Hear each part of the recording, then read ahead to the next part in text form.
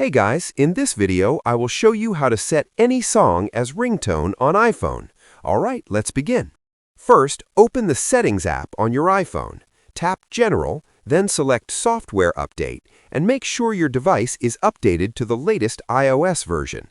This feature is available in newer iOS versions, so updating is essential. Next, open a web browser and download the song you want to use as your ringtone. A good option is Pixabay, which offers royalty-free music. On Pixabay, go to the Music section, listen to different tracks, and choose one you like. Remember, the ringtone must be 30 seconds or less. Once selected, download the song to your phone. After downloading, swipe to the App Library and open the Files app. Tap On My iPhone, then open Downloads and locate the song. Tap the file to preview it. When ready, tap the Share icon and select Use as Ringtone. If the song is longer than 30 seconds, trim it or let the system shorten it automatically. Once saved, the song will be set as your ringtone. So that's basically how you can set any song as ringtone on iPhone. That's it for this video. Thanks.